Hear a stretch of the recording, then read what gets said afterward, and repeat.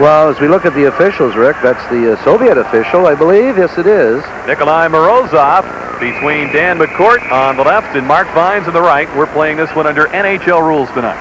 Correct. Yeah, my experience with the Soviets who played in '74 when I was with the World Hockey against them it was a good, here's the Russian goaltender, Golashumov. He's getting a rare start tonight, Rick. His international experience adds up to playing for the Soviets in the Junior World Championships back in 1983. And he just got his crack in this tour, playing in the third period against Pittsburgh Thursday. Mike Liut, who has won his last two in league play, is celebrating his 33rd birthday today, will start, and Peter Sidorkovich will oppose him. He'll pick up at the halfway point of the game. But getting back to my experience quickly with the Soviets, I was a blitzing type goaltender and didn't think I could play that way against them, but I had to stay in my net. Well, but the first four shots went through me like bullets, right? So I decided I better blitz them. Now, this copyrighted telecast is presented by authority of the National Hockey League. It is intended for the private non-commercial use of our audience. Any publication, reproduction, retransmission, or other use of the pictures, descriptions, and accounts of this game without the express written consent of the National Hockey League and Sports Channel America is prohibited. Well, the Whalers will open up with John Anderson, Brian Lawton, and Jody Hull up front. Adam Burt, just returning from the World Junior Tournament, playing for the U.S. club on defense. Igor Larionov with a shot blocked by the other Whaler defenseman, Ulf Samuelsson. Adam Burt steals a pass. Lawton plays it up the boards, and off Hull's stick, it's taken by Lawton. Soviets playing without Vladimir Krutov, their outstanding left winger. He was injured in that Pittsburgh game on Wednesday, the 4-2 loss to the Penguins, suffering a bruised tailbone in a collision with Chris Dahlquist, and he's not expected to play in tonight's, obviously not tonight, but also in their finale against the Sabres in Buffalo on Monday.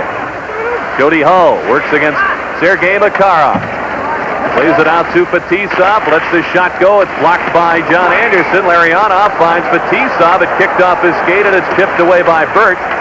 Igor Larionov plays it to Sergei Nemchinov, filling in for Krutov on that left side on the big KLM line, and the Whalers bring it back 2-on-1. John Anderson with Brian Lawton. The pass is blocked by Starikov, and the Soviets clear it down the ice. No icing as Sivan Kote will give chase. Rick, we might look at the Soviets right off the bat here and say, you know, they really don't have a jumper. They're uninspired. But it seems to me in this trip they've just played to the level of the opposition. McDermott with a shot, and Golashumov bends that off with the blocker. In front, it's Ferraro with the back, and he scores! Ray Ferraro scores at the 128 mark, and it's 1-0 Whalers. This opportunity was created by a blazing shot by Paul McDermott. The best way to check and get results in the other team's end is by a shot. This is the result of the goaltender Golashumov making the save. McDermott, no one is in front of the net. Ferraro gets his puck up quickly over the glove of Golashumov. 1-0 Whalers. Here's McDermott. I'll tell you, not only did he get the shot away to create this opportunity, but he went and took the body immediately. There's Ray Ferraro. See, once again, we talked at the start of the game, what can the Whalers get out of this? You know, you play the Soviets and you learn a lot of things about yourself. You know, they're one of the best teams in the world. There's no doubt about it. It just shows you've got to shoot from everywhere against everyone. Drive to the net or whatever. I know the one thing. Shots lead to forechecking, and forechecking leads to goal. Vladimir Malikov for the pass. It's taken by Evgeny Davidov. Davidov, number 11, bothered by Dave Tippett. Alexander Chernik with a pass, and the Soviets move it out. Valery Zelepukin makes his move. His shot is deflected away by Randy Ledesur, and it lands over the glass and out of play. 12 years ago, the Whalers pulled an upset, to say the least, against the Soviet national club back on December 27, 1976, right here at the old Civic Center Coliseum. The Whalers won 5-2, and Larry Plow was on that club, the Whalers coach.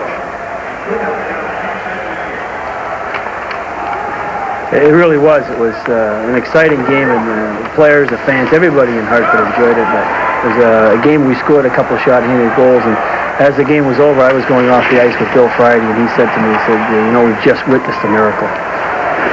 I guess so, with people like Ron Busniak and Dale Smedzmo in that Hartford lineup taking on the Soviet Nationals. They caught him in the first game of an 8-game tour against WHA competition, and I guess the Soviets had a little jet lag, but the Whalers were pumped for that one. Torrey Robertson seeing his first ice since November the 1st when he was injured. Suffered a broken right leg against the Montreal Canadiens. Koschekin drops it back. Chibanov with a shot that's fended off by Mike Liut. Seesaw with a pass in front. Babbitt with a hit on Konstantinov, who usually plays defense. He's up on left wing on this fourth line for the Soviets as it's played in deep by Dean Evison. Alexei Kasatonov rushed in there. He gets some help from Sergei Nemchinov, number 22. Kasatonov with a pass ahead. Makarov speeds through with a backhand. Coming back to steal the pass was Norm McIver. He was right with his man, Nemchinov. McIver weaves his way through. The pass is deflected behind Martin. We're under a delayed offside signal as Kasatonov fires the pass into McIver's skates. Whalers lead it 1-0 on the goal by Ferraro from Tippett and McDermott at 1:28. Adam Burt with a wrist shot off the glove of Golashumov. Alexei Gusarov was there to handle the rebound. You gotta like the way the Whalers are playing. They've accepted this challenge with great intensity. They're playing a heck of an opening period here. Gusarov takes the hit, but he makes the pass out to Nemchinov. Here comes Makarov cutting in on the wing. Gets it to Nemchinov, but he fires it just wide. He got a little on that one. Got a lot in that one, Rick. That zing by the right post. Like I said in the opening, don't think they can't shoot. He was promoted from one of the lesser lines on this club to fill in for the injured Vladimir Krutov. 1-0 Whalers in front here in the first period.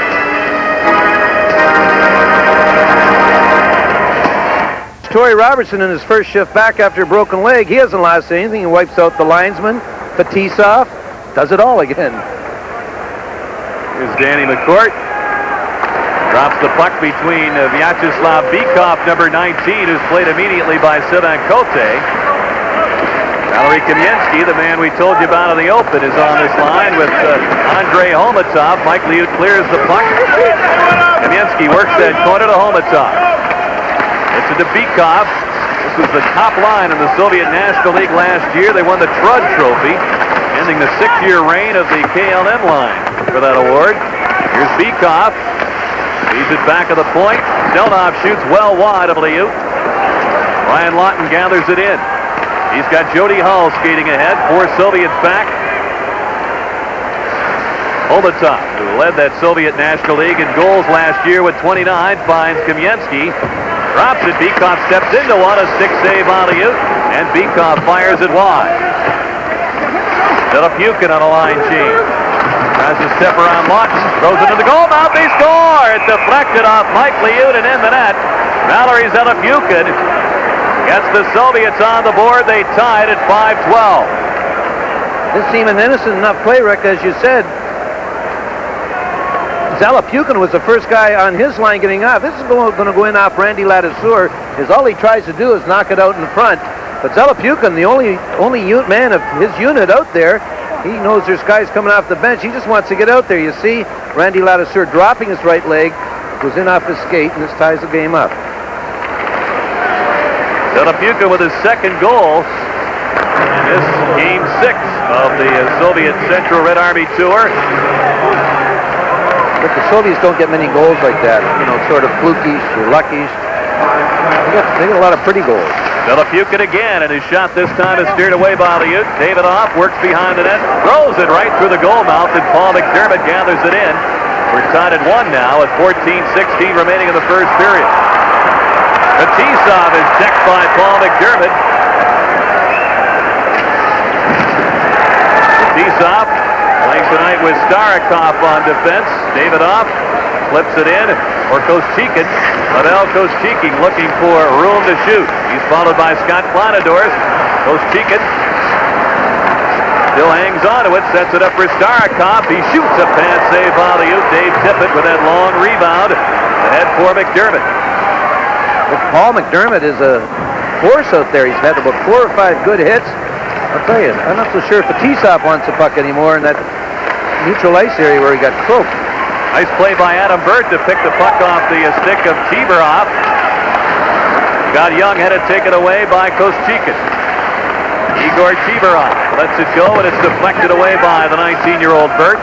He'll turn 20 next week, and he gained valuable experience in that World Junior Tournament. He says it was just great to play again. He only appeared in 5 games with the Whalers earlier. Here's Dean Evison with a pass for Scott Young. He's met by Gusarov in that corner, number 5. Robertson takes it. Story trying to fire it in front. Evison was well tied up by Gusarov. Burt plays it at center. Young flips it in for the Whalers. Alexei Kasatonov, the outstanding veteran defenseman, out for Nemchinov. Makarov slows up the pace a bit. Larionov will circle with him. Soviet Player of the Year last season, Igor Larionov drops it by Makarov, but it's taken by Gusarov at center. Makarov has Gusarov racing in on the backhand, lets it go. Kicked out by Mike Liut, a tough backhand. Kamensky wrestles with Ulf Samuelsson. Valery Kamensky. As Samuelson's dumped on a pick by Makarov, here's a shot, a save by Liut. Kamensky picks it back up again. He's got Larionov on the back end. He's decked by Randy Ledesser. Makarov with a shot, a save, and it's sent right to the goal mouth. They look for Kamensky, jamming at Liut. He makes the stop, and Mike Liut hangs on for the whistle. 11:55 to go in the first. We're tied at 1. You're watching the National Hockey League on Sports Channel America. Channel America, Joe Nieuwendyk and the Calgary Flames travel to Edmonton to take on Yari Curry and the Edmonton Oilers at 8 o'clock Eastern, 7 o'clock Central. Catch this great Smythe Division rivalry right here on Sports Channel America, the network of the National Hockey League.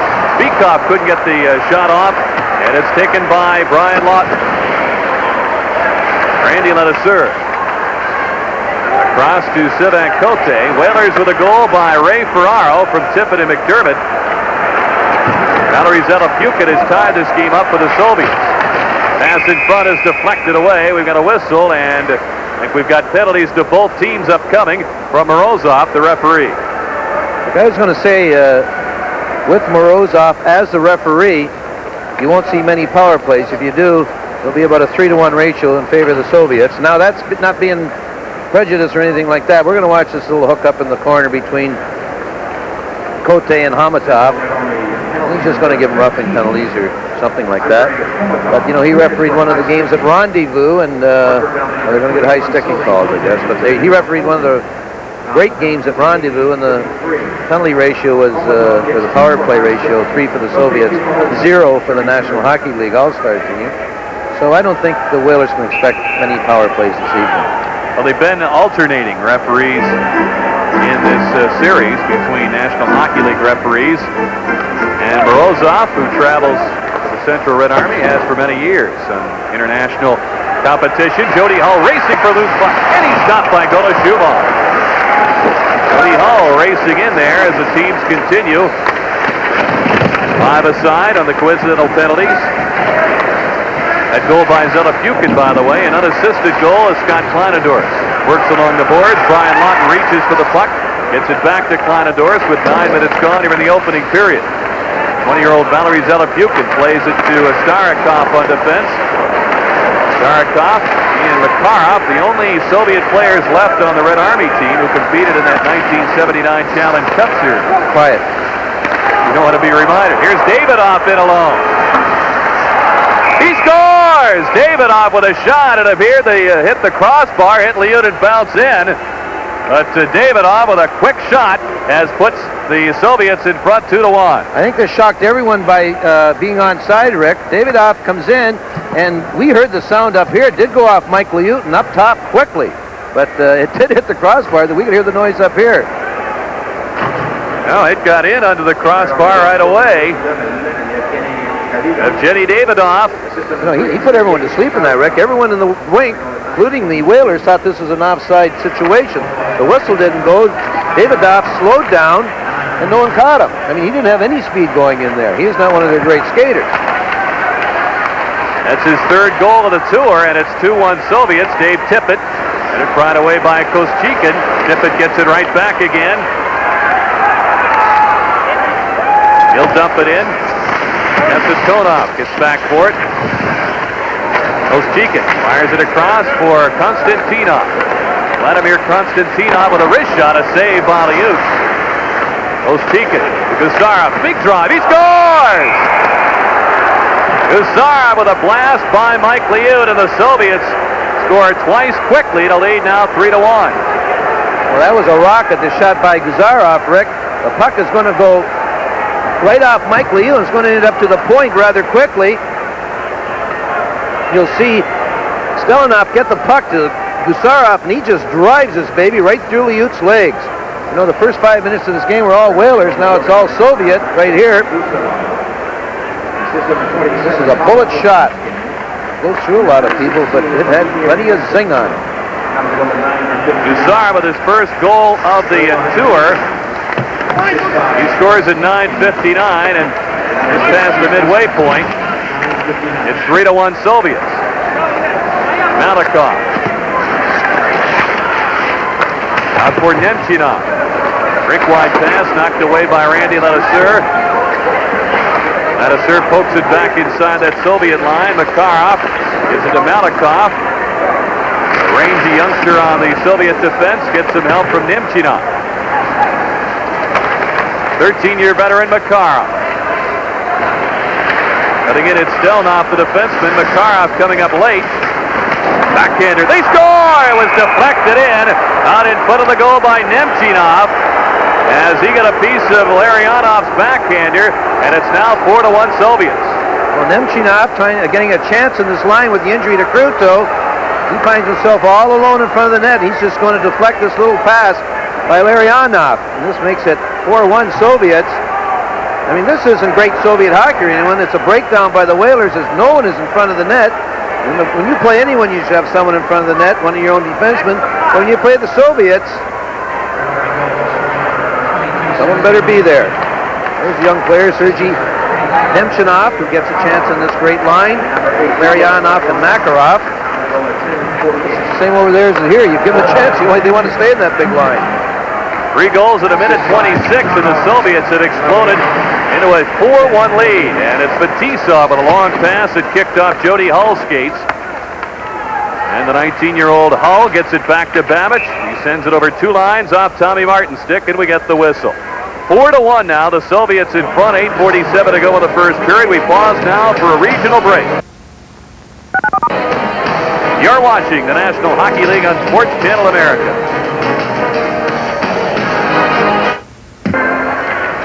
Look, if Larry Plow wanted to bottle a way to start a game, he'd bottle tonight's game. That first 5 minutes of the Whalers, he'd want to start against that way against anyone. But the last 8-9 minutes has just been lopsided. The bottom's fallen out for the Whalers. Just unbelievable breakdowns in their own zone. 4-1 Soviets.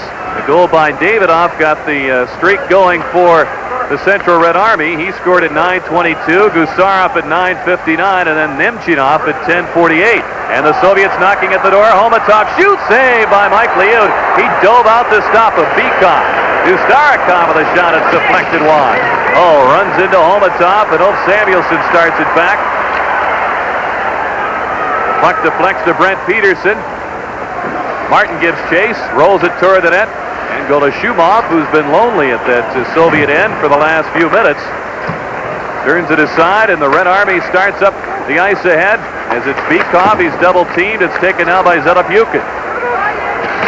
He's run out by Randy Ledesur, effectively. Sivan Kote played against the Soviets in the World Junior Tournament a couple of years ago for Team Canada, made the All-Star team, and Mike Adam Bird found it to be a very valuable experience. He goes against the Soviets tonight. Torrey Robertson with a pass in front, taken away by Zelepukin.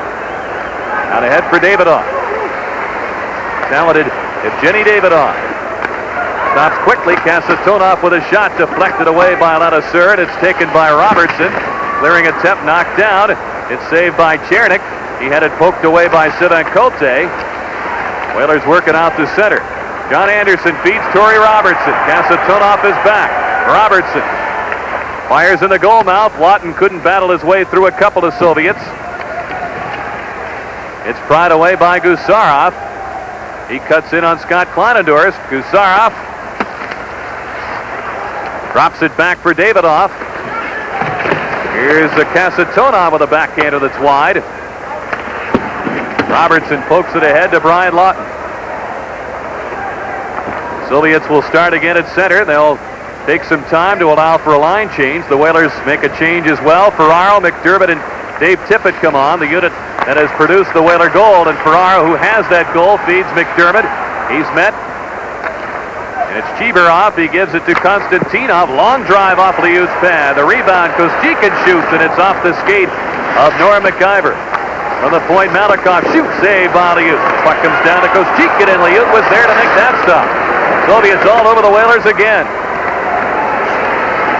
Ray Ferraro steams back. Three Soviets are back defensively. Igor Stelnov steps ahead. Couldn't feed it through to Konstantinov. Igor Larionov. Pass to Makarov. Pounded by McIver. Nemchinov scored the fourth Soviet goal. Drops it back to Vyacheslav Fetisov. Here's Makarov. He's watched by Evason. Fetisov on a drive and a stick save by Mike Liut. Fetisov again. And the pass is blocked by Evason. Leads it on to John Anderson. 3-on-2. Anderson looking for Young. The poor pass is brought back by the Soviets. Larionov had it knocked away at the Whaler defense. Dean Evason stick handles in. He had it swept off his stick by Starikov. The Whalers are forced to retreat. It'll be an icing called against the Soviets. Under 5 minutes remaining here in the first period, and the Central Red Army leads 4-1. We pause now for a regional break. You're watching the National Hockey League on Sports Channel America. Rick, watching Fetisov, the great Soviet defenseman, he's tough to pick out amongst that group. That's a pretty good group of defensemen. They all got the same traits there. They lumber for a while, then they dart to a good open spots. They can all shoot like they got howitzers, all of them as a group. Fetisov, this is his 13th season with the Red Army. In the previous 12, they've won the championship in that Soviet National League. That's no coincidence. Kasatonov, Fetisov's longtime defense partner until this season, on the ice number 6, and it's Valery Kamensky. It's 22. He gives it to Homatov. Pass is picked up by Martin. Back for Peterson. Jody Hull up the off wing, drops it back for Martin. He's chased by Homatov. Martin gets right back up into the play. His pass kicked off Beekoff's skate. Kote looks for Hull, and it's played away at the Soviet defense. Gusarov with a pass ahead for Beekoff. Homatov across to Kamensky. Cuts in front, shoots, and it's deflected away by Lanasur. Gusarov keeps it in for the Soviets. Little Beekoff at 5'8", 174. Plays it in behind the net to Homatov. Kamensky was well covered by Kote, and it's lifted down the ice by Jody Hull. Well, the Shumov, who is not the Central Red Army regular goaltender, Vladimir Mishkin is the goaltender for that club, but he's not on this tour. And Sergei Milnikov and Golashumov is the netminder. Zelapukit is held up by Kleinendorst and McIver. Out to the point. Stelnov kept it in. Zelapukit, who has a goal in this first period. Robertson picked it off his stick. Torrey with a pass to Scott Young. The pass was deflected at the defense by Malakoff, and the play is offside. 3:13 remaining here in the first period. It's 4-1 in favor of the Central Red Army. You're watching the National Hockey League on Sports Channel America. It's a broken leg, as you mentioned earlier. Going to have to get the wheels going pretty quick to stay up with this quick Soviet team. But I'll tell you, he's skating pretty good, Rick.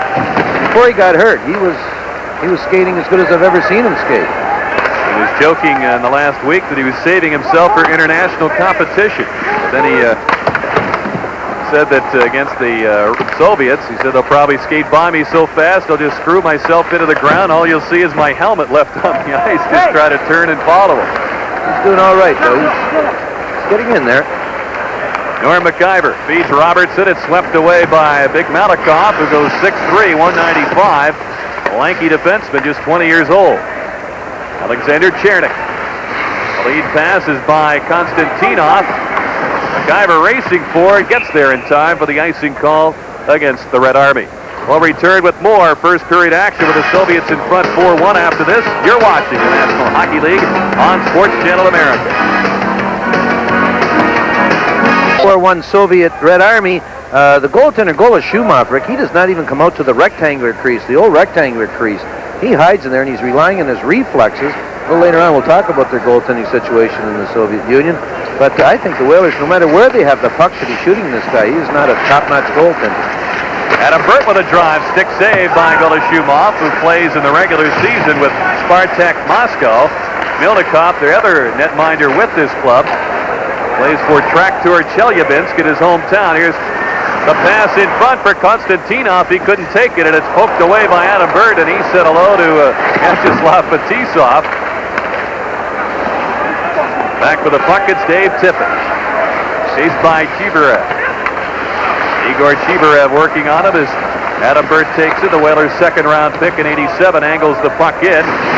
Fetisov, the 30-year-old. The pass, it kicks off Konstantinov and down the ice. They had been paired defensively together throughout earlier games in this tour. Soviets coming in at 3-1-1, the Central Red Army club, on their tour into this match, and they conclude their play against the Buffalo Sabres on Monday night at the Odd in Buffalo. Ray Ferrara with a pass to John Anderson. Lets it go, and it sails over the net. 1:12 remaining in the opening period. Whalers drew first blood in this game, but the Soviets have roared back with 4 in a row. Evison has to hightail it back. Dino's on with Anderson and Tom Martin in front of Babbage and Cote. Here's the pass for Martin. Going to make his move on Kasatonov. Gusara can't sneak it past Sivankote. Evison leaves it behind the net. Anderson one-handed in front, and Makarov is there. The 10-time Soviet All-Star makes the pass to Kasatonov. Back to Makarov on the backhand. Leaves it for Larionov. Tom Martin works the corner along with Dave Babbage. Evison with 26 seconds to go in the period clears it out, and Kasatonov. And the Soviets will reorganize at center. They're just having a little team back now with 18 seconds left, and they'll take one last rush here. They'll try and spring someone. Ladiseur knocks down the pass. Malakoff with 5 seconds remaining in the period. Larionov is knocked down by Torrey Robertson. Here's Jody Hull.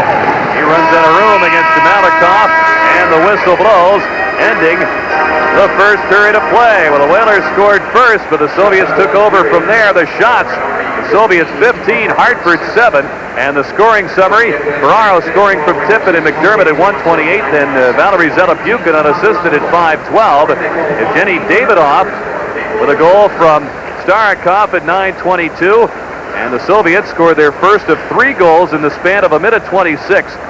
Alexei Gasarov scored from Koschekin and Konstantinov at 9:59. 4-1 score for the Soviet Central Red Army. Jerry, a 3-goal deficit is a lot to make up against any team, much less the Red Army. The Whalers have a hope in this. I think so, and I think we're looking at the hope, number 30, Gola Shumov, Rick. He doesn't impress me at all. Maybe I'm crazy, and he didn't have much work after the first 5 minutes. But he sure plays deep in the net, and I think the Whalers should be aware of this. And every time they get the puck inside the blue line, their first spot should be to shoot it on the net and go to the net. Like I said, shots lead to loose pucks in the corners, and leads to forechecking and opportunities. But one thing they can't get caught up in, if they hope to get back in this game, is those fancy passes like maybe the Russians are doing tonight. No reason the Russians are doing it, because the Whalers are standing still. As we start the second period, it's Vyacheslav Fetisov on defense. He feeds Larionov. Starikov with a pass. Ends up with Nemchinov. He had one of the goals, as you saw that deflection in front of the net to make it 4-1 late in the first period. Fetisov's pass dug away by Tippett, and the play is whistled offside. Fetisov drills Dave Tippett, who didn't take kindly to that. He gives Fetisov a shot. McDermott steps in there, and the officials calm everybody down. Davey Tippett's a class guy. This is an offside, a late offside. You're going to see it develop right here, as it's one of the Whalers already in. Now that's a fade that's gone. The whistle is gone, Now, this is when Fetisov hits Tippett, knocks him down. This is a cheap shot. The whistle went. Now, Tippett, he could crank him right here, but he's just going to just give him a little shot to say, hey, listen, buddy, you were wrong. And then comes McDermott and Ladouceur. Who knows, maybe in a couple of weeks, 3 or 4 weeks, when we play the Devil, when the Whalers play the Devils, we'll have a shot at Fetisov. I don't think so, though. That's the big sidebar following the Soviets around on this tour is the status of Fetisov. He's apparently been given clearance to play by everybody involved except the Army. As the shot is deflected away, Tippett was knocked over in front as he bumped Golashubov on the collision with Starikov. And a serve with a shot that's wide. Starikov, 215-pounder, works Tippett out of there, and Fetisov pinned by Paul McDermott, who's had his number pretty much all evening on the physical end of things. Here's Makarov going to swing it on Ladouceur. Does, waits, leads it to Kasatonov, and the shot went wide. Makarov passed up a golden opportunity to shoot there. 2 or 3 times. He found his defenseman coming in, and that's who he finally passed it to after being in the garden spot for 3 or 4 seconds. We get the whistle of the icing call. We've played a minute 17, and it's 4-1 favoring the Red Army. See Sergei Makarov, the great Soviet player. He's old. He's not even going to shoot there. He's going to get it back to Kasatonov. And look from up here, not only on the replay for the shot that it went in, but it deflected wide. Here's a shot that sails wide. Kamensky pinned against the boards by Ulf Samuelsson. Jody Hull works the puck to John Anderson. And the Soviets play it back inside the line. Offside. Jerry, we talked about the goaltending situation in the Soviet Union. We'll get to that in just a moment. Tonight's sports fan call question. Would you like to see the NHL adopt an automatic ejection penalty for fighting? If your vote is yes, call 1-900-300-6311. If your vote is no, 1-900-300-6312. Each call costs 75 cents, and portion of the proceeds will go to the Armenian Relief Fund. So we invite you to participate in that tonight. Beekhoff with a shot that's deflected out of play. The name Vladimir Tretiak was synonymous with excellence, and of course he was the great goalie of the Soviet teams in the 70s, but they have not been able to come up with anyone close to match his excellence in net since. What do you think that has been such a problem? First of all, Rick, I think as we look at the Soviet coach, the guy on the far side, I should point out before he ends this, Boris Mikhailov, number 13 in the great old Soviet team. The least of the skilled players of the Soviet, they'll tell you, he had all the heart. Number 13, Boris Mikhailov, now assisting. I'll get back to that goaltending thing after. He's assisting Viktor Tikhonov as Golashubov will hang on to the puck. Like you see Tretiak, I mean, he was obviously the finest goaltender in the Soviet Union. And he was a very conservative type goaltender, big man, something like Terry Sawchuk type crouch and style and all that. And he never wandered from his net. He was something special, as you said. And I think they've based all their goaltenders since Tretiak on him. They have to play like him. And everyone's different, maybe not in the Soviet Union. But, you know, the little goaltender for Dynamo Riga, Artur Irby, he's a crazy little guy. He falls out, handles the puck and everything. I don't know how he's going to last. 2-1 Soviets.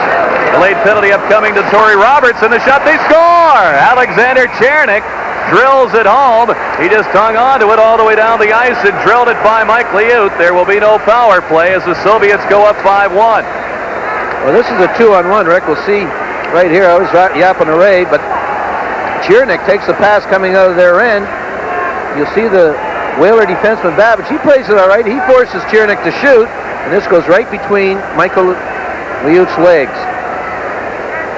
He took just a little peek over to his partner over there, and he says, I better shoot this because good chance that Babbage will block the pass. Babbage did play it pretty properly, I thought, except Chernik was a left-handed shot coming down the right side. And the Soviets love to take advantage of that shooting angle, and Chernik did just that with his first goal of the tour at 2:09 of the second period to make it 5-1. Malikov on the Soviet defense. Lipukin plays it back to Malikov. As the errant pass sails the length of the ice, Planadorst is back. One of the nicely called against the Red Army. Red Army leads it 5-1 early here in the second period. Next goal has the Soviets in front by 4. MacIver on that face-off of the Whalers. And it's Konstantinov on the weave, leaves it for Koschekin. His shot is off the blocker of Mike Liut. MacIver throws it ahead. We get a whistle. And Morozov is calling for a play to be brought back. I think he thought we had a hand pass going there as Stelnoff got the only assist on that Chernik goal. The referee was kind to the Whalers there. MacIver had closed his hand in the glove and skated maybe 10 or 12 feet. Rather than give him a penalty, he just decided to call it a glove pass.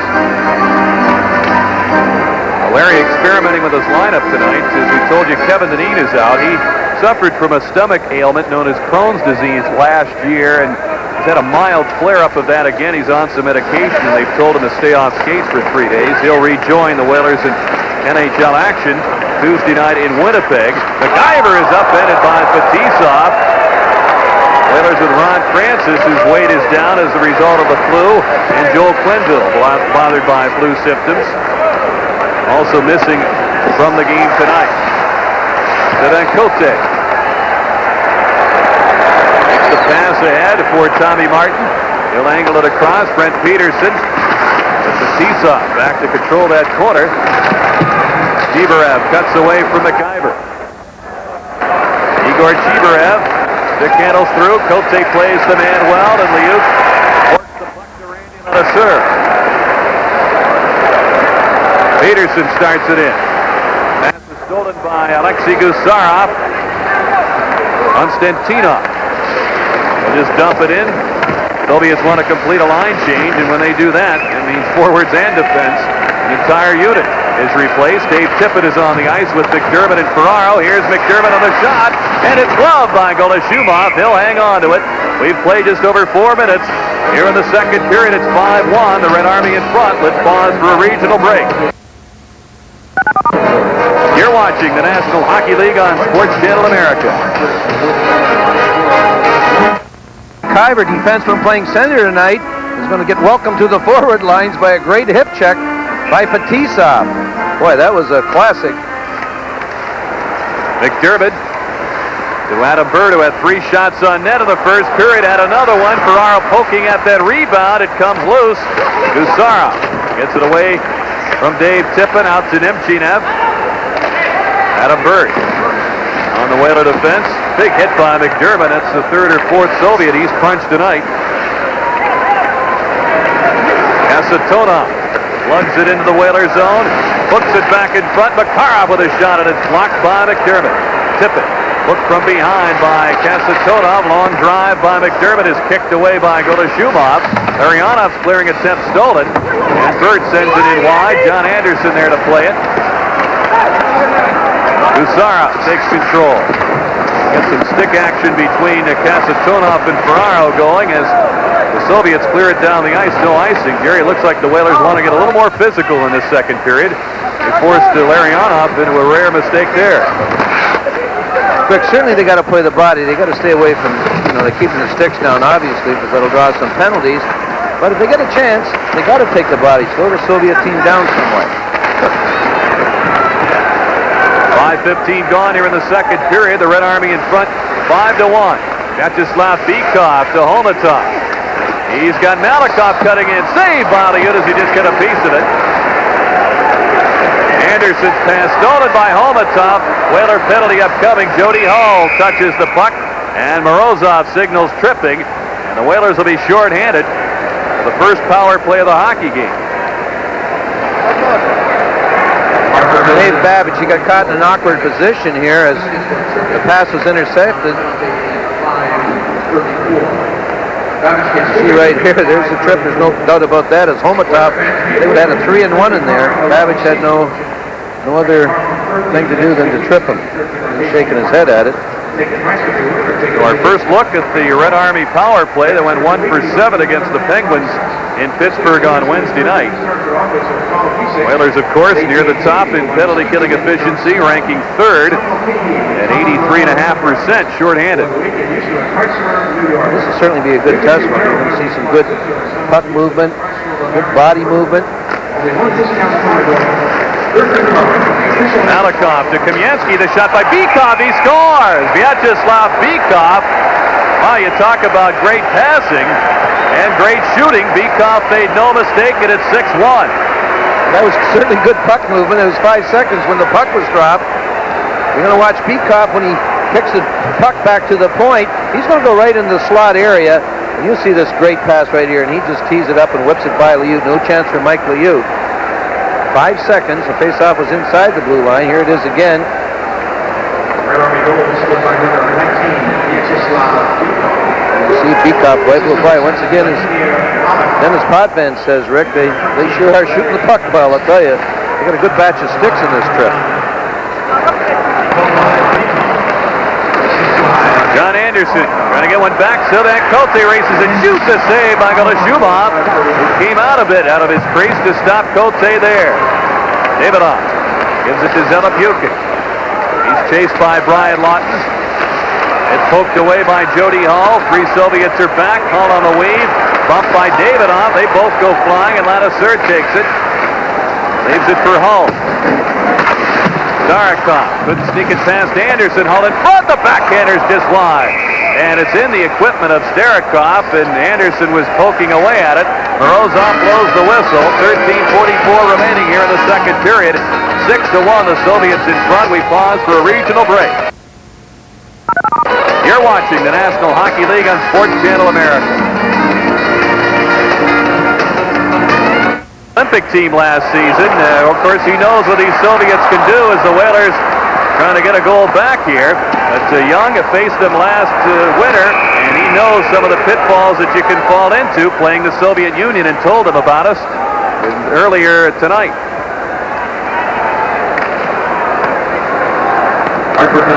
Well, I think playing the Soviets, you're playing the best team in the world, and one of the things they want you to do is play at a speed that you're not used to playing at. They want you to be so excited to play the game that you're playing at a speed you're not used to playing at, and they're used to playing at, and that forces you to make mistakes, and they capitalize on them. I can't argue with Scott, Rick, because the Whalers have made about 6 mistakes tonight, and it's 6-1. Meanwhile, I was very critical of goaltender Golashumov, and he's made about 3 or 4 good saves tonight in the second period, since I was, giving it to him a little bit. Maybe it was a pep talk. Well, the Soviets scored just a few seconds into their first power play opportunity. They got their second one here. Bykov scored from Kamensky and Malikov at 5:39. Bykov with his 4th goal of this 7-game tour. This game 6 tonight. Konstantinov with a drive off the glove of Liut. Kibarov with a pass around for Koschekin. Pavel Koschekin. Out to Gusarov, shooting deflected, save by Liut. Konstantinov got a piece of that drive. Satonov works the point for the Soviets.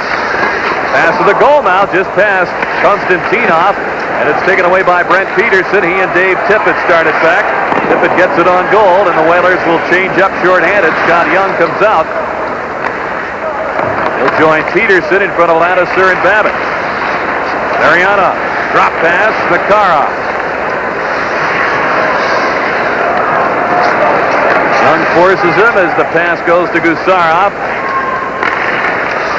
Satonov gave it up to Scott Young, who couldn't clear it away, though. And the Soviets will start at his center with 37 seconds remaining on the Ulf Samuelsson call for hooking. Nemchinov drops it back. Satonov. Makarov lurking on that far side, and the pass across to Larionov. He let it go right off the pass, and he missed the net. Pretty good play, and how many times have they tried that? Makarov and Larionov. And it's 5'9" Sergei Makarov to Larionov. Fetisov is on the power play now with the final few seconds. Fetisov with a shot deflected away. It's swept by Kleinendorf to the blue line. The penalty's over. Larionov, quick pass is deflected away as Nemchinov was looking for Makarov in front of the goal. Babbitt. Checked by Makarov. Larionov touches the puck, and the play is whistled offside. Rick, watching the great player Sergei Makarov, right? I'm trying to feel who he reminds me of in the National Hockey League, and he's somewhat different. He's got great hands, great quickness, stops on a dime, great intelligence. He's just a great player, and I can't really compare him to any of the great players in the NHL. Maybe Savard a little bit. I don't know. Maybe the great players aren't compared to anyone else. And he stands alone at 5'9", 183. Not very big, but as you mentioned, he darts all over the place, and kind of an example of the Soviets maybe of years past, whereas now they're going with more size up front. Doesn't look like they've lost any finesse at all with some of these young, bigger forwards that Viktor Tikhonov has in his lineup, and are playing in the Soviet National League. Now Martin storms in for a loose puck. He's dumped. Dean Evison flips it in front. Golashumov played it away. Little Bikov at 5'8", 174. His pass is right on the tape to Kamensky. Hope wrestles him off the puck. Dean Evison. Igor Stelnov is back. He's checked by McIver. Martin whirls it out in front. Malikov was in position. Evison tries to chip the goal mouth pass, and it went wide. McIver. Stelnov works it away. Evison doubles it back to McIver, and for the blue line at Samuelson. They can't find him, though. Here's Robertson shooting, and it's kicked away by Stelnov. Stelnov dumped by Dean Evison, and the Soviets move it ahead. Kamensky lost the puck at the blue line. The Whalers clear it. Here's Robertson. Ferraro's with him. Ray Ferraro, goal mouth pass. They score! Torrey Robertson deflects it in, and the Whalers trail now 6-2. As the puck left the Soviet Union, Terry Robertson just decked number 21, Igor Stelnov. He is saving the back. You just see him at the top of the screen. He's just getting up. He doesn't know where he is. But meanwhile, a great pass by Ferraro, and there's Torrey Robertson as it goes out the crossbar. I do not believe this was in originally. I think it had a hit Golashumov and go in. But look at 21. He just got to his feet. Let's see if it originally went in. It's going to go off the crossbar. No, it didn't. There it is. That's finally crossed the line. As it went off the crossbar, hit the back of goaltender Golashumov, and it's 6-2. But the ironic part about this, Robertson just decked Igor Stelnov, and the play left the Soviet zone. And you can see at the top of your screen, Stelnov, he was in the twilight zone somewhere going, what's happening? And he got turned around, and Torrey ended up getting up. There he is, just getting up. Stelnov, and he has no idea what's going on. He's hurting a little bit. I don't think he'll be back playing. Look at Torrey. He wants to give another shot right there. I like that one. Oh, they're changing goaltenders now, Rick. Peter Sidorkovich is warming up as he takes over for Mike Liut at the 10:13 mark of the second period. Liut faced 19 shots and stopped 13 of them in that span. Sidorkovich, of course, a rookie with the Whalers, and what an impressive first half of the regular season he's had here. It certainly is. He's wearing new pads tonight, those big white pads. To be truthful, I don't like them. They're kind of high in Peter. One of his positives in this first half of the season was the quickness of his legs, and I don't know if he's going to be able to move very quick with these new pads on tonight. But hey, if you got to wear them, you might as well start him tonight. These goals don't count as goals against. Peter, no, go ahead. I was just going to say, Peter is Polish-born from Brown Białystok, and he says his family's more interested in the Soviets facing the Whalers tonight than he is. As we look at Stelnov, and he is indeed hurting. He is hurting. I thought it was Torrey. I guess it was Dean Evans that drove him one. Looks like he fell on his hip or something. Now he's seeing this play develop, and he's giving it all he's got to get out there. But where's he going? Nowhere. As you see Torrey Robertson on the right side, deflected up and in. I didn't think the original shot went in, but from up here we could see it hit the back of Golashumov's glove and bounce over the line. That's the first mistake the goaltender's made this period, Rick. And matter of fact, in the 6 or 7 shots he's had, he's been rather solid. It shows you what I know about goaltending. I don't know about that. Well, Torrey Robertson from Ferraro and Samuelson gets the Whalers on the board at 10-13. And I was saying about Sidorkovich, he and his family emigrated from Poland while Peter was the age of 3. And he says it really doesn't mean anything extra to him to be playing the Soviets, but perhaps his parents would like to see the Whalers thump the Central Red Army. Well, they're going to have to go some to do that tonight as McDermott dumps it in. Down in the press room, cabbage rolls tonight. Here's Kasatonov. 3-on-2 for the Red Army. Kasatonov looking for Chernik. McDermott back to Ferraro. McDermott shoots and it's blocked at the defense. Gusarov takes over. Gets it back from Davidoff. Gusarov looks for Davidoff, and he was hooked away from the pass by Dave Babbitt. McDermott. The fine lot with him. McDermott shoots a save by Golashubov. McDermott yanked to the ice. The Soviets will be penalized. This will be the first Whaler power play of the game coming up on the penalty to Starikov. Once again, our sports fan call question: would you like to see the National Hockey League adopt an automatic rejection penalty for fighting? If your vote is yes, 1-900-300-6311. If your vote is no, 1-900-300-6312. The cost of the call is 75 cents. A portion of the proceeds will go to the Armenian Relief Fund. That is if you are in favor or not of an automatic ejection penalty from games for fighting. Well, the Whalers will have a chance on the power play as Starikov did get the hooking call on Paul McDermott, who's been one of the more physical, aggressive Whalers this evening. There we look at Sergei Starikov. Rick, I think a good play or a good philosophy or attitude by the Whalers right now is, you know, regardless of what happens for the next 38 minutes, let's try to stop the Soviets from scoring. Maybe we'll get beat 6-2, but let's have a good second half here. You know, we're in a tough division here, the Adams division. Nothing is solidified yet. So let's just make sure we play a good, solid defensive game. Whalers with Lawton, Home, and Anderson up front of the power play. Young and McIver are the point men. Here's Young to McIver, winds it around to John Anderson. Konstantinov works the puck away. McIver back at center. McIver, who's averaged a point per game, so has Lawton since coming to the Whalers from the New York Rangers on the day after Christmas. The deal for Kerry Wilson. Don Maloney, of course, was also acquired in that trade. He's been out with a broken left clavicle. Cody Hall. A minute and a half remaining on the penalty to Starikov. Anderson. The pass intercepted. The Soviets take over.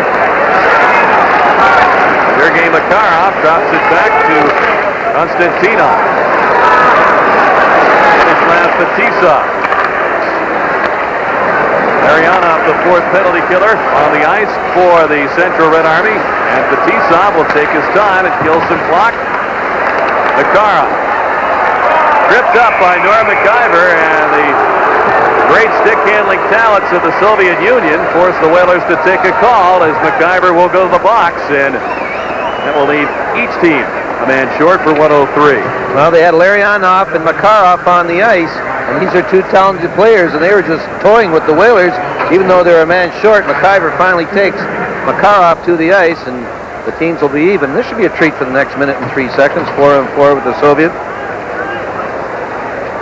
We're going to watch Jody Hall, Rick, and this is one of the problems the Whalers have with him. They don't think he's aggressive enough. Now watch here as Konstantinov goes behind the net, and he is just croaked by Jody Hall. That's what Jody has got to do more if he wants to get more ice time with the Whalers. Suffering the worst damage was one of our ice-level microphones mounted on the glass behind the net. Gusarov, the team's at even strength. Homaton. Kasatonov shoots a save by Peter Sidorkovich. A rising drive for his first shot from the Red Army. Adam Burt moves it ahead to Wolf Samuelson. Ferraro takes over. Ray with a goal and an assist for the Whalers tonight, trailing 6-2 with 7:12 to go in the second period. Wolf Samuelson handles the puck. It's stolen away by Andrei Holmatov. Samuelson lost his stick. It's flipped back to him by Paul McDermott.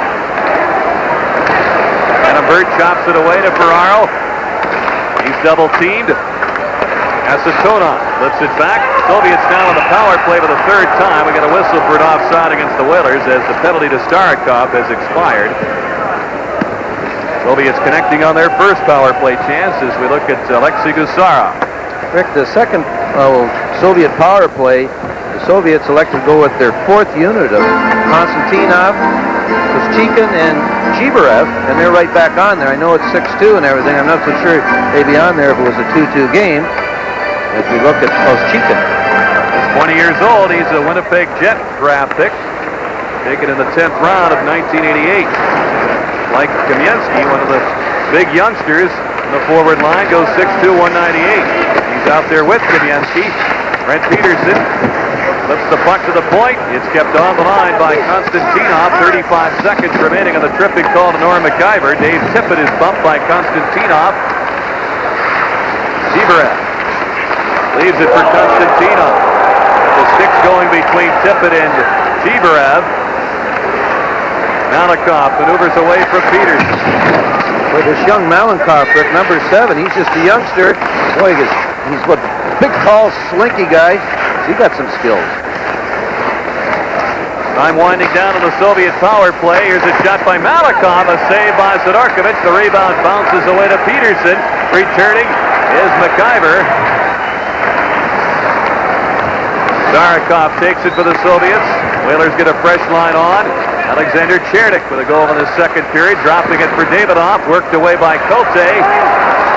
Evison will take on Fetisov, looks for Robertson, backhands it off the stick of Golashumov. The Whalers' secret weapon in this game, Torrey Robertson. Here's a pass deflected in the goal mouth off the Soviet, as Young was the man who put it in front. Fetisov hands it away to Evison. Young with a backhander, deflected wide by Fetisov. Vyacheslav Fetisov will move it ahead. The Soviets come out. Chernik looks for Koschekin, shooting, and he sails it over Sidorkovich's head. Back comes Young. Big drive, saved by Golashumov, and Fetisov there for the rebound. Whalers will start again at center under 5 minutes to go in the second. They trail 6-2. Hey, Robertson, has been one of the better Whalers tonight. There's no doubt about it. Fetisov and him had a little toe-to-toe down there, eyeball to eyeball, and Fetisov really knew what to do. Torrey did, though. Nemchinov circles around Kleinendorf, throws it in the goal mouth, and Sidorkovich kicked it out. Here comes Peterson. Martin races into the corner. It's poked away by Kasatonov. Martin loves it ahead, but Gusarov takes over. Spins it out to the 24-year-old Nemchinov.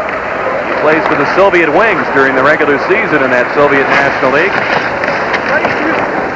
So he's really enjoying an opportunity to play in the famed line, KLM line, without Mr. Krutov on left wing tonight. Okay. Brent Peterson works the corner for the Whalers. Flips away from Gusarov. Goalmouth try, they score! It hit Tommy Martin as he was decked in the net by Larionov. And Morozov, the referee, is waving off the goal. Brent Peterson is arguing.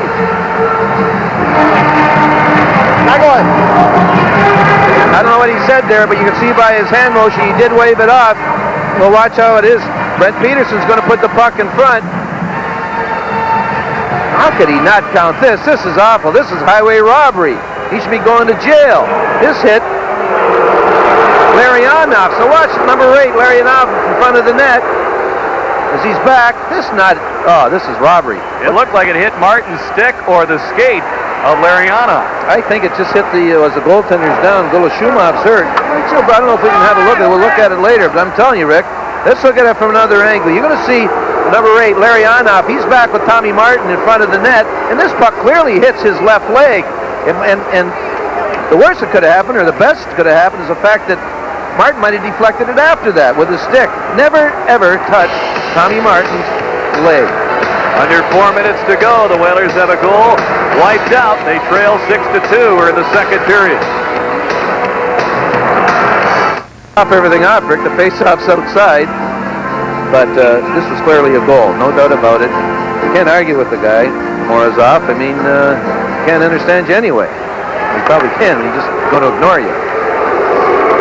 Konstantinov works the puck to Kamensky, and he's belted by Samuelson, and the Whalers are going to get a penalty for elbowing, and old Samuelson is furious. Now we've got Kamensky and Anderson with the sticks up right in front of the Whaler bench.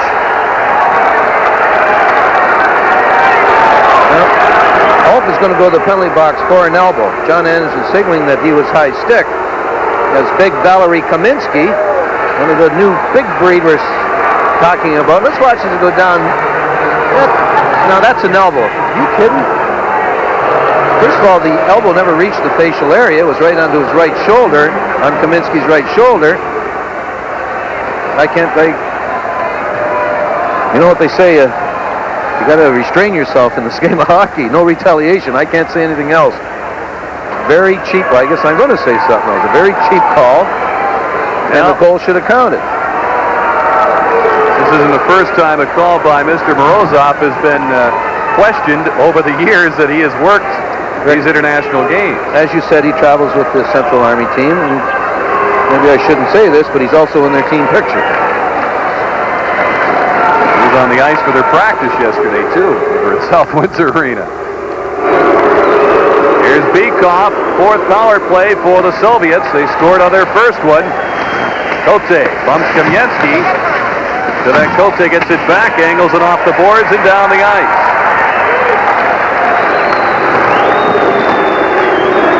I think Mikhail Gorbachev had this in mind with his perestroika and glasnost plans and openness and friendliness between the two superpowers. Tensions are heating up here. Konstantinov checked by Kote. Kamensky bumped by Ladouceur. Peterson has the puck, and he'll force the Soviets back. Back in '74, Rick, 15 years ago, they had a referee. We used to call him Louis Dombrowski. Remember the guy that had the sweet shop in the Bowery Boys? He looked exactly like him. His name was sort of pronounced that way, but we used to call him Louis Dombrowski. Not many breaks you got. Davidov lost the handle to Kote, and he'll lift it into the Soviet bench. And on a play with 52 seconds remaining on the Samuelson call, 2:34 remaining in the second period, and the Soviets up by 4. Look, on this particular power play, the Whalers are doing an excellent job because they're really loading the blue line, forcing the Soviet team to shoot the puck in and chase it. And I don't think the Soviet team is, they're not very practiced at that. I don't think they practice that at all. And this is a good situation for the Whalers if they can succeed in that. The Soviets have not had any time of possession in the end. As you can see, Fedosov is there, the coach there, taking off, saying, explaining the situation to him. Rather emphatically. Davidov. Chernik is out on that power play with Zelepukin parked out in front. Davidov lets it go, deflected, and Sidorkovich caught up to the changeup. Leaves it for Kleinendorst. Zarakov couldn't hold it in. 30 seconds to go on the Whaler penalty. Matissa pounded by Evason. Alexander Chernik with a pass ahead to Davidov. The return to Chernik. Chernik will go after it himself. He's checked by Evason.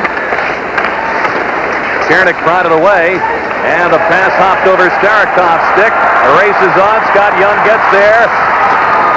He was bumped. Centers out in front, just out of Evason's reach.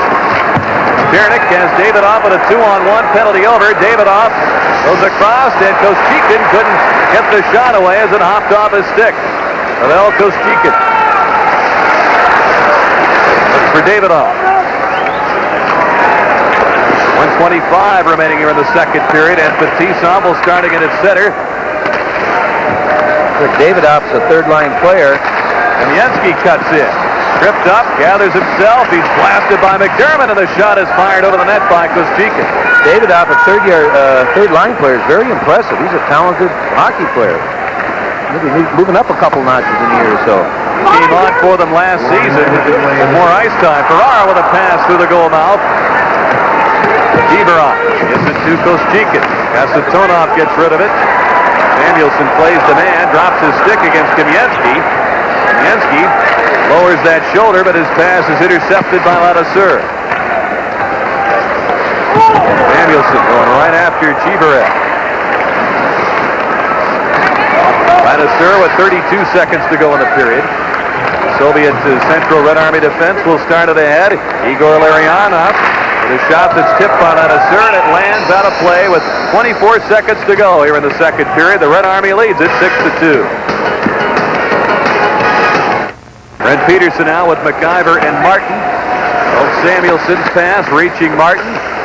Adam Burt lifts it ahead. Peterson touches it. The play is offside with 14 seconds remaining here in the second period. Jerry, you mentioned before the game we were watching the warm-up, you said they've got more older players on this squad than you remember the Central Red Army usually traveling with. Well, Rick, I was thinking, like Makarov and Larionov and certainly Fetisov, they're up around 30s, and, I was thinking, when you get that age in the Soviet Union, you're usually out in the pasture, coaching a club team somewhere, like, for example, Boris Mikhailov. I think he was an older player retired. He was 33 or 34. They let him play because of his great spiritual leadership, or, he was just a tremendous competitor, and when their team played with spirit, it was because of Mikhailov. But funny to see those guys around there at 30, 31.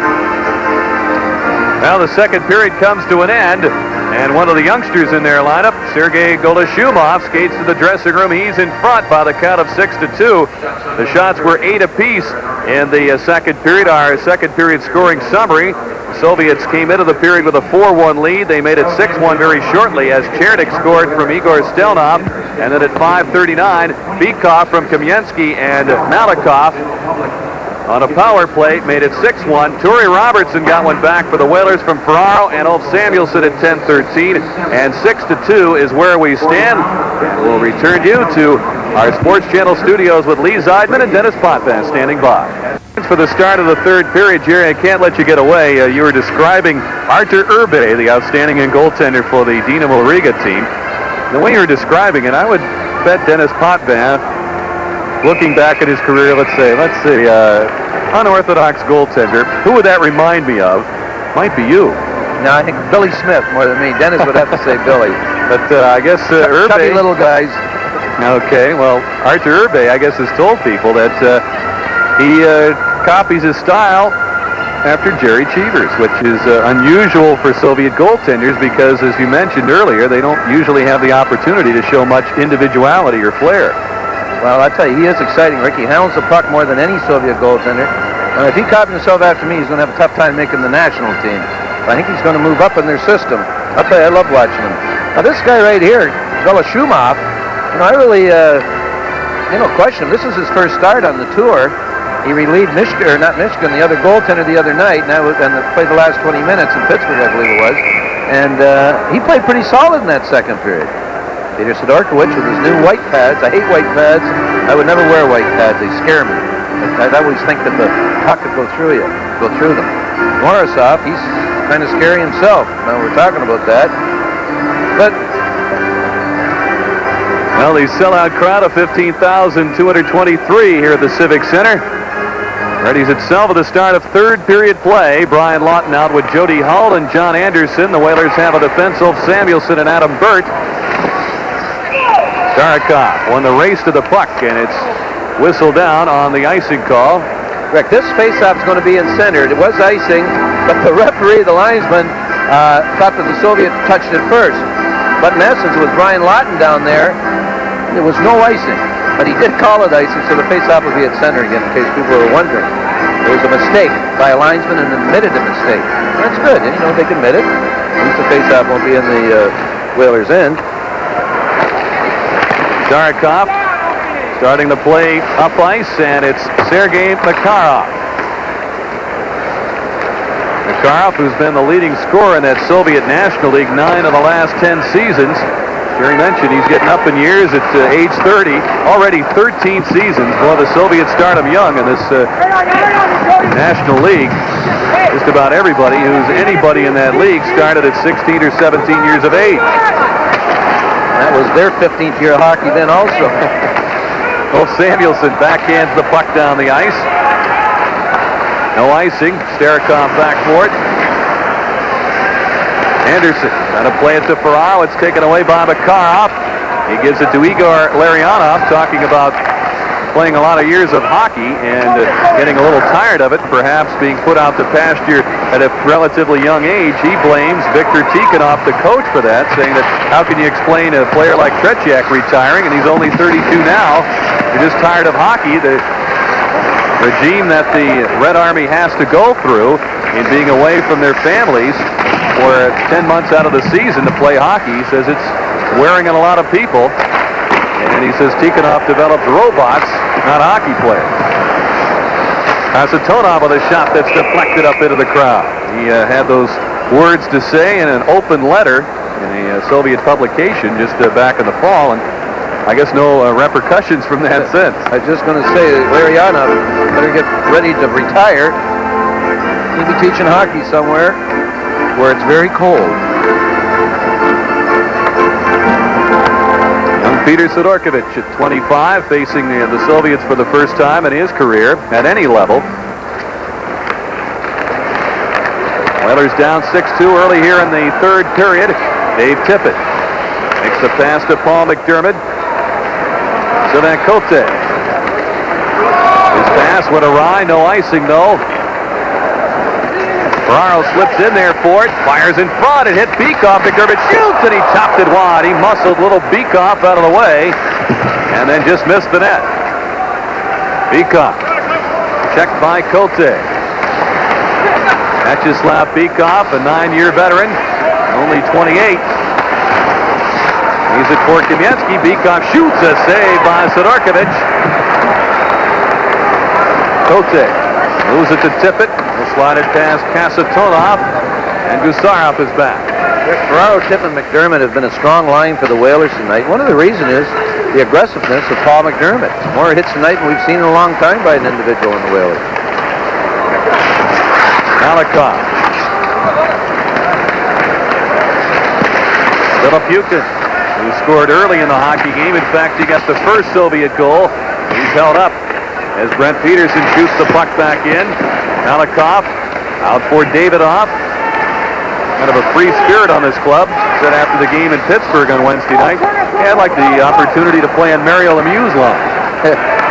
Might have to wait in line for that chance. I'll tell you one thing, if Mario wanted it that way, Davidoff, he's a good guy to have for Mario Lemieux. I don't believe he's been drafted. So GMs take note, and I'm sure they have. Now they've got Malakoff and Martin ready to go. At least Martin is. Malakoff decides he doesn't want to drop the gloves and stick as they were working each other over pretty good in front of Golashubov. This started right at the beginning of the shift as Martin hit Malakoff. And they're going up the ice. Malakoff is giving him the eye, the evil eye all the way up. But Tommy Martin in some pain. They played just over 3 minutes here in the third. 6-2, the Red Army in front. You're watching the National Hockey League on Sports Channel America. You'll see in front of the net, get involved. Martin's the instigator somewhat here. But Malakoff gets that stick in the stomach area a little bit. They both should get 2 minutes for roughing. Maybe it was the NHL in a big game there. Tommy would have got the extra 2 minutes, but Morozov is in control. Ulf Samuelsson paired with Adam Burt. On the Whaler defense, Scott Young works up front with Dean Evison and Torrey Robertson. Burt lays it out for Robertson, and the Soviets get it back, but Tisov. The pass that goes awry in that Hartford zone.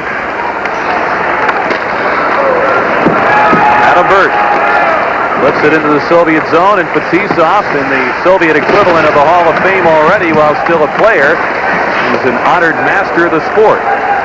Ian Kasatonov with that distinction. Right up, court! Samuelsson moves it out to Scott Young. Soviets keep it in. Here's the shot by Kamensky, a save by Sidorkovich. Kamensky gets it back again. Hooks it in front, and Torrey Robertson, who has one of the Whaler goals, hits Samuelsson with a pass. Only with a long drive, it's gloved by Golashubov. Fetisov. The lead of Igor Tiberev. Igor Tiberev snaps one off. It's over the net. Cote's pass eludes Young. Makarov got to play it in front. He's belted by Ladouceur. Cote set up the winning goal, scored the tying goal, and a come-from-behind win in overtime against the Buffalo Sabres on Wednesday, the Whalers' last league play. Out there on the Whaler defense with Ladouceur. Alexei Gusarov. His pass deflected by Brian Lawton. It's taken by Niemchenev. Kasatonov will start the attack. Just Just over 5 minutes gone here in the third. Alexei Kasatonov. The pass in the skates of Nemchinev. Gusarov gets it back. Gave it up to Jody Hull.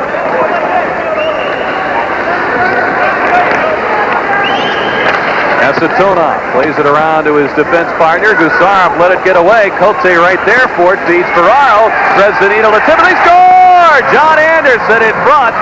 Flips it home, and the Whalers trail 6-3. You know, Rick, we said at the halfway mark, if the Whalers looked after playing defense, who knows what's going to happen in this game? Well, they haven't allowed a goal since then. They play pretty good hockey.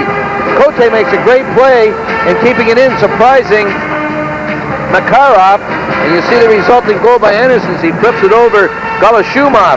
See the play by Cote to Ferraro, and it hits Kasatonov's skate right up to John Anderson. He flips it up again, up the top, over Golashumov.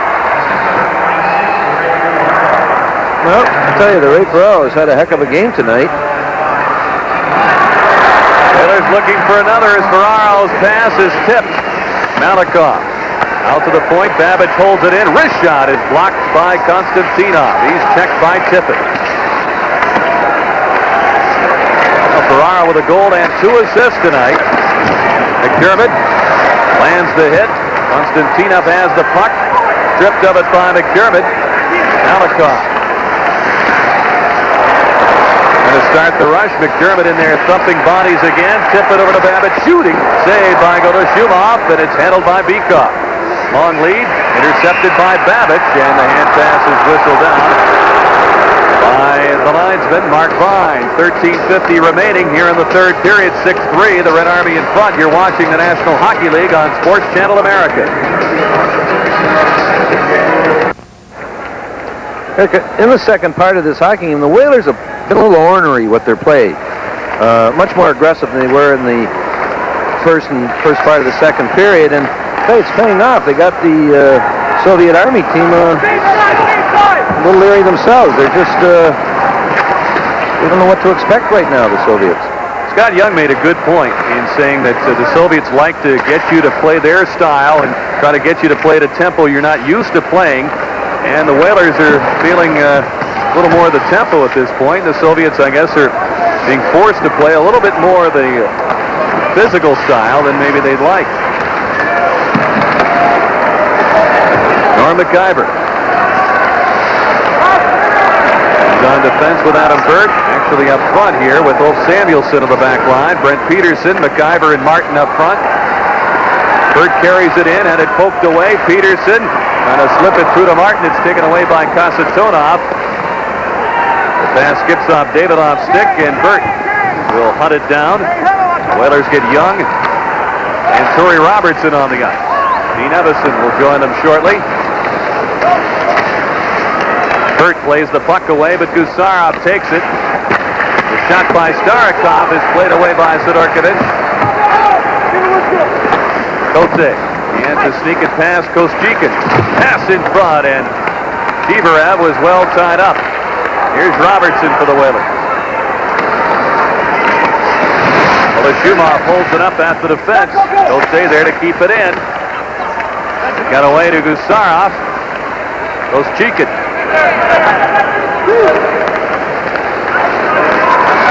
Leaves it at the blue line. Here's the shot that's wide. Sidorkovich plays it away from Kostikin. Hands it to Dean Evison.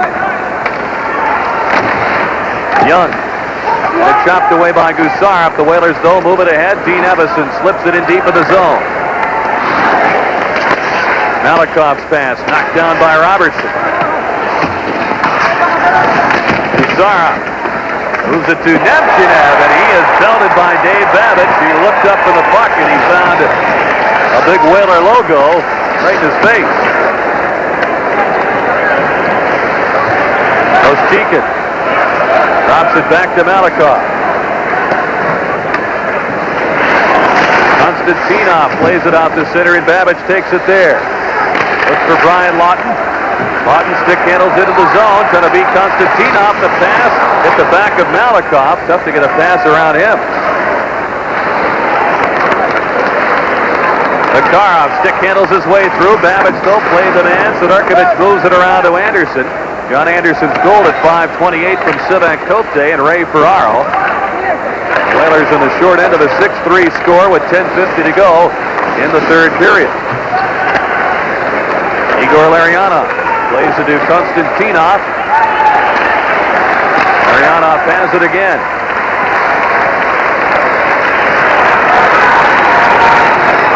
All the weaving through the high part of that zone. Soviets try to shake somebody free, but the Whalers playing pretty good defensively, as Jerry noted. Look, I talked to Dave Tippett before the game, and I said we talked about one of the ways of playing defense against the Soviets, and that's that while they're trying to weave their way through, you've got to keep skating. Don't be stopped. Davidoff cuts and shoots, and it's wide as Bert dove to hook that shot. And that's what we just saw in that last play. The line of Larionov, Chimnov, and Makarov were trying to set something up, and all the Whalers did was keep skating with it. Nothing happened. Omatov with a shot that's snuffed out by old Samuelson. Tippett hands it quickly to Paul McDermott. Has to battle his way through. He's held up at the defense by Starikov. He kicks it though to Ferraro. Goal mouth pass. Samuelson in the backhand. His try is played away by Fetisov. Ferraro trying to shovel it home. And Starikov with a goal mouth kept the puck out of the net. Here's Ferraro. Gets it to Samuelson. Starikov sends it out to the point. Ferraro dove to try to hold it in. He could not. 2-on-1. Kamieski back with Omatov. Kamieski shovels it. Backhander is stopped by Sidorkovich. Kamieski slips out in front. He's belted by old Samuelson.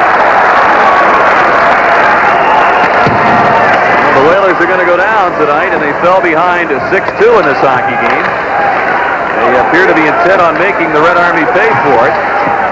They landed some good hits. McDermott, Samuelson, Babbage with one a few moments ago. Kenny Davidoff. Pass to Chernik. Delapukin. He goes down. Davidoff holds the play in. Hey, Rick, the Soviets right now will be a very happy team that this game was over. It's getting rough down there. Peterson slips it to McIver. He speeds in. Usarov catches up to him. It's taken away by Alexander Chernik, who has a goal tonight.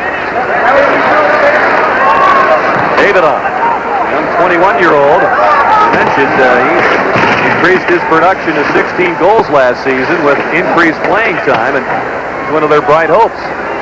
People might say, Rick, geez, that's not a lot of goals, but it is in the Soviet Union when I think the leading goal scorer is 29 goals. That's right. Omatov led the league. Didn't even make the All-Star team last year. 8:05 remaining in the third period. 6-3. The Soviets in front. We pause now for a regional break. You're watching the National Hockey League on Sports Channel America.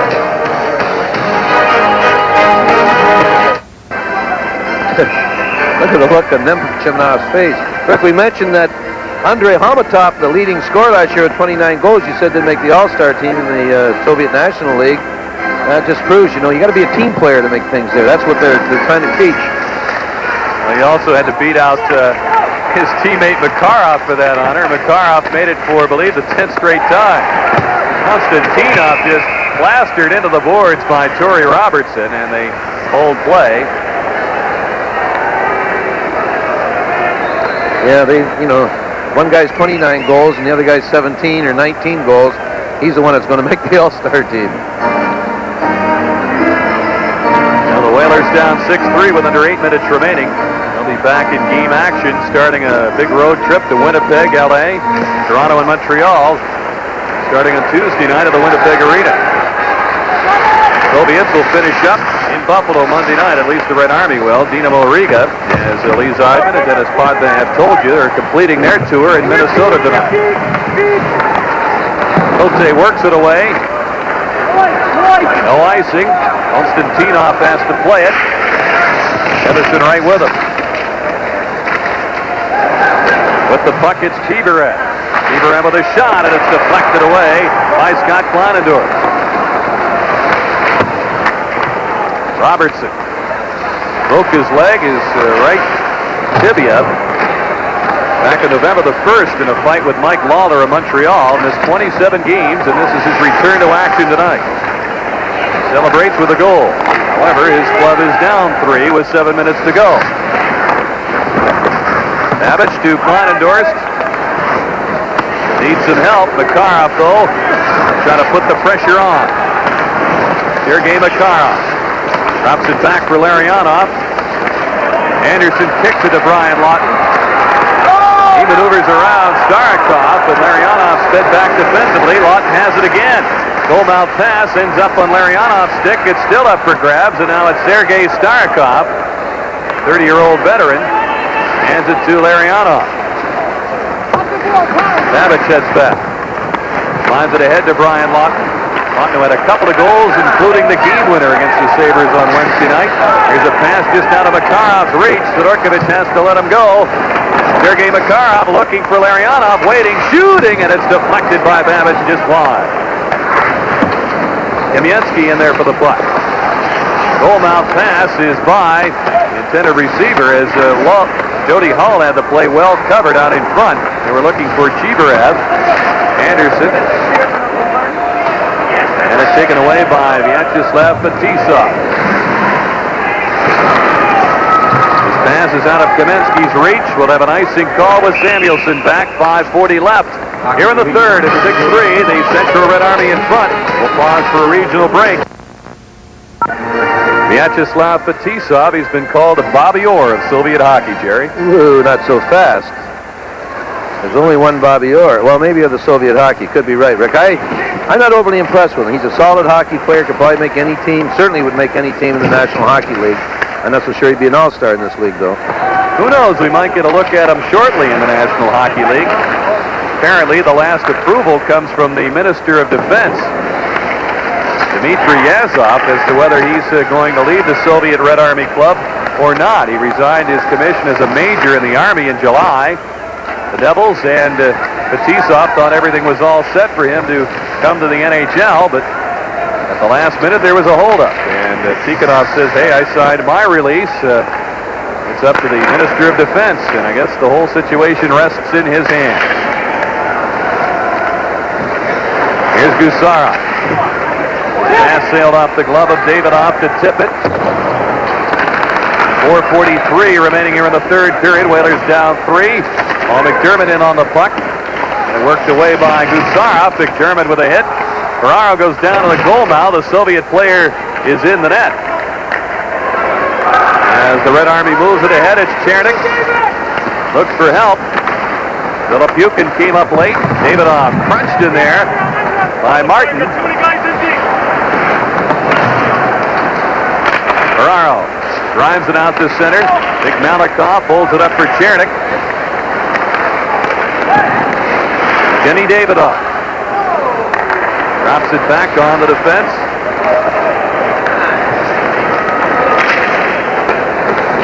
Davidoff on right wing. Actually, it's Zelepukin, number 10, with the puck. As the swing in, Ladouceur swept the skates out from under him and gathers the puck in. Looks for Peterson. Konstantinov right with him. They continue to wrestle. McIver got out of the way. Chibarev, though, chipped it back in deep. Kamensky works it along the boards. In for the point. It's Malikov. Oshchikin plastered along the boards by Ladouceur, and the Whalers will ice the puck. And back for it, it's Holmatov to catch up with it. 3:21 remaining here in the third period, 6-3. The Soviets in front. You're watching the National Hockey League on Sports Channel America. The Whalers have accomplished really what they have in the second half of the game, a strong defensive effort for 30 minutes against this high-powered team. And they've had some chances. I mean, that goes along with being ornery and aggressive and taking the body more often. Good second half for the Whalers. Valery Kamensky. Stick handles in. Puts it out in front. Chibarev had his stick hooked by Emerson, and he couldn't put it home. Robertson has it. Soviets take over. Kamensky has the puck. Out in front, the pass to Chibarev is knocked away. Igor Chibarev hooks it in front. Saved by Sidorkovich, and he makes the stop on the try by Kostykin. Kleinendorst ahead for Robertson. Babbage steps ahead in the attack, gets the pass, knocks down the feed, but T-Stop was right there. Evison can't center. Sergei Makarov with 2:20 remaining. Leaves his way in, leaves it for Larionov. Across to Nemchinev. 2 Whalers on him. Gary, we understand next year 4 Soviet teams are going to come over to play games against National Hockey League clubs, and it's supposed to count the standings, if I'm correct in assuming that's official. What do you think of that kind of concept and the encouragement of more and more play between the Soviet Union clubs and the NHL? Well, it's going to count the standings. I guess I could go for it, because they'd be great hockey games, believe me. But to be truthful, I really could care less who ever played the Soviets. Mariano shooting save by Sidorkovich, and your feelings for that? Well, I just don't think you had anything to game. I've been involved with them some time, and it's never in your favor. For some reason, they want everything their own way. But if the points counted, I'll tell you, that'd be a great series. How about the NHL clubs going to Moscow to play exhibition games over there for a couple of weeks? You got to be in California or Florida. You don't want to be a part of that. No, I don't. The teams to be involved in that, apparently 2 NHL clubs have not been named officially, though Calgary is often mentioned in conjunction with that. Under a minute to go here in this third period. Vyacheslav Bykov with a power play goal for the Soviets, dumps it in. Sedankote. McDermott plays it out to center. Here's Olmatov. He's met by Kote, who's played a smart game of defense tonight. Enough not to get caught up in the stick handling maneuvers of some of these guys, but Kote's played the man straight all night. Here's McDermott. Trying to gain a step on Gusarov, who lands the hit. 15 seconds to go. Olmatov clears it.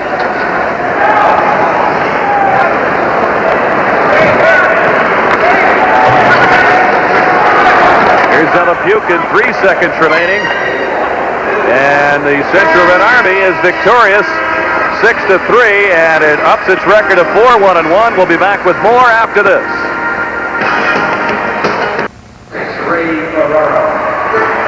As you see, the tradition after these international events, the club shaking hands at center ice, and the Whalers had the lead early in this hockey game, Jerry, as they led on a goal by Ray Ferrara, but the Soviets took control of this one quickly. Well, you see the tradition, Rick, of shaking hands, first of all, but I don't think the tradition says that you have to shake hands with the referee, as Sergei Makarov did, the captain of the Soviets. He ran right over to him and shook hands. I don't think that goal would have made any difference, or the calls. I mean, this was a classy Soviet team that beat the Whalers tonight. There's the goaltender, Goloshumanov, who surprised me a little bit in the second part. Not bad. Now the Red Army heads off to the dressing room. As we mentioned, they'll be traveling to Buffalo to face the Sabres on Monday night to complete their tour. Our shots in the third period tonight, 6-2 Red Army, 29-17 favoring the Soviets. And the Whalers with the only goal of the third period, John Anderson from Sedankote and Ray Ferraro at 5:28. And that makes for a 6-3 final, the Central Red Army defeating the Hartford Whalers. We'll be back with more from the Civic Center right after this.